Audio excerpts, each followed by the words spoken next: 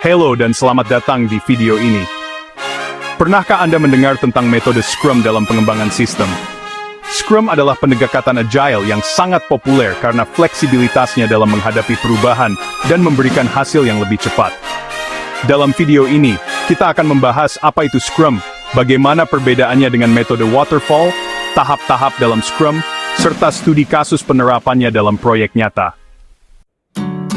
Sebelum memahami Scrum lebih jauh, mari kita bandingkan dengan metode pengembangan tradisional, yaitu Waterfall. Dalam Waterfall, proyek dikembangkan secara berurutan, dimulai dari analisis, perancangan, implementasi, pengujian, dan akhirnya pemeliharaan.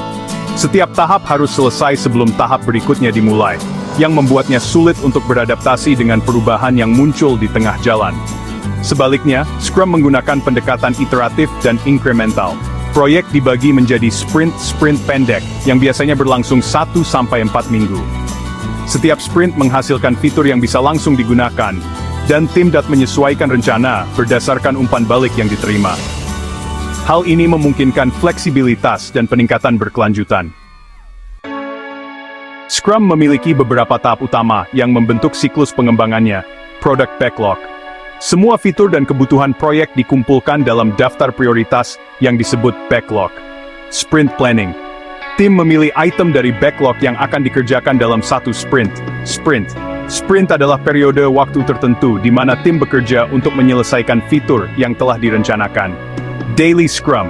Setiap hari, tim melakukan pertemuan singkat untuk melaporkan progres dan mengatasi hambatan. Sprint Review. Setelah sprint selesai, tim mendemonstrasikan fitur yang telah dibuat kepada pemangku kepentingan untuk mendapatkan umpan balik.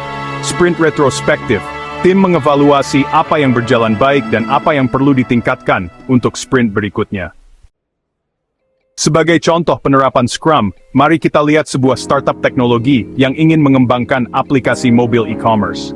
Product Owner menyusun daftar fitur yang harus ada, seperti pencarian produk, pembayaran, dan pelacakan pesanan.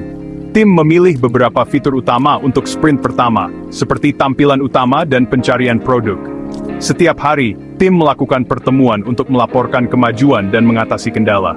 Setelah 2 minggu, sprint pertama selesai, dan hasilnya ditampilkan kepada stakeholder. Berdasarkan umpan balik, tim menyesuaikan backlog dan memulai sprint berikutnya. Dengan metode Scrum, aplikasi ini dapat dikembangkan secara bertahap dan lebih responsif terhadap kebutuhan pengguna, dibandingkan jika menggunakan metode Waterfall.